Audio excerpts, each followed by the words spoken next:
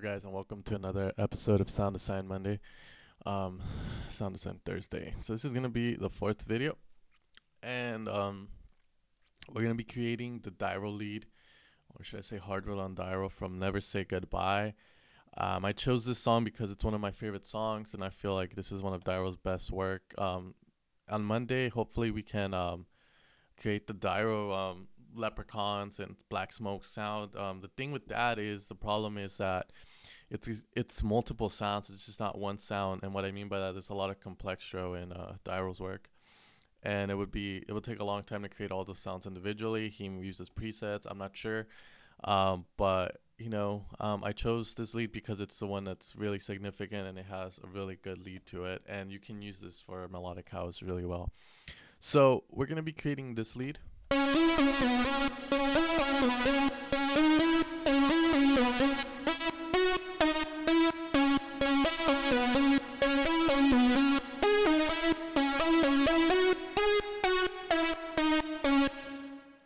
Okay, so there we have the Dyro Never Say Goodbye lead. Usually it's paired with supersaws. So in the video I heard the music, and it was just a lead by itself. Maybe it was layered, probably parallel compressed, because I couldn't really hear any supersaw behind the sound once it dropped.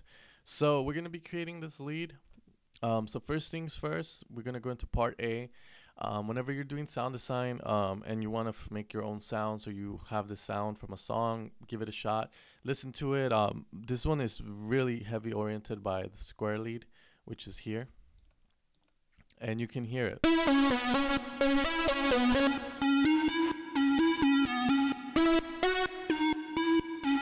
So that's gonna be the characteristic of a square, but once we add the saw, it gives it that dirtiness. And generally, you in your head, you should think, okay, I can hear kind of a square, a saw in there, so you try and make it on your own. That's how I approach these things. And yeah, that's usually how the sound design process works, is figuring out what waves were used and how were they altered. So also when we're going to have a pulse wave, which is a square wave, 8 voices retrig off, down an octave, and it's going to be set at 5.29.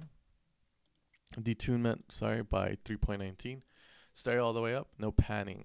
Sustain all the way up, release 0.10, decay 0.00, and the attack at 0.05. Oscillator 8.2, we're going to be having a saw wave with 8 voices, detunement at 3.57, and we're going to lower the volume on this as well by 6.57. We're going to go to filter A, where we're going to be applying the low pass, cutoff at 12, resonance all the way down, and the drive at 1. Filter control, 12 o'clock. Resonance all the way down, key track at 0.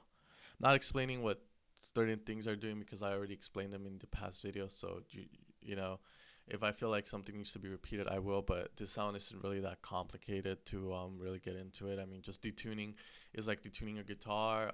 Amp envelope, again, ADSR. I don't want to keep repeating it. Part B, we're gonna be putting white noise. Like always, white noise helps make sounds sound a little bit more wider, bigger. Retrig on, volume down again. Higher frequencies sound, you can hear them at lower volumes way better than lower ones, so there's really no reason to have this all the way up. Attack 0.05, decay default, sustain default, and release default, I believe. And then we're done. We're going to be putting a bandpass just to get some of the noises frequencies. We're going to be putting the cutoff a little bit before 12, resonance at 0, and no drive, 24 dB type bandpass filter. Filter controls at 12, resonance all the way down, no key track, no warm drive, okay? Next thing we're going to get into is something important. Whenever you have a square wave, it's nice to put this sort of LFO on it. It gives it life.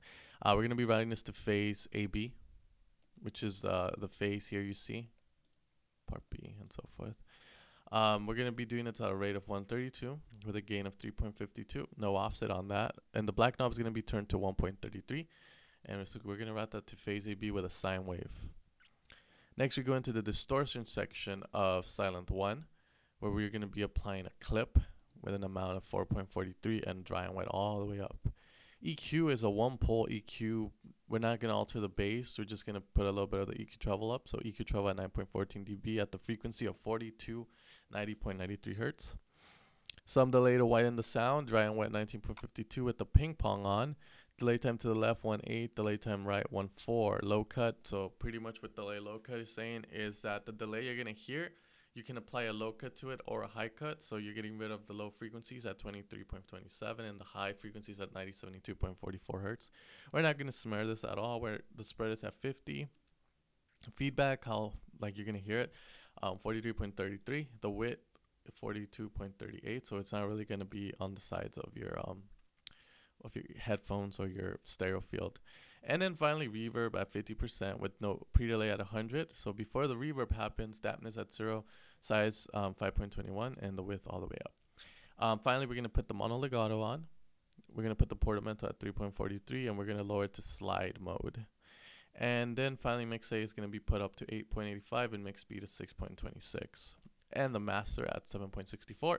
And once we have that, we should be getting the Dyro sound.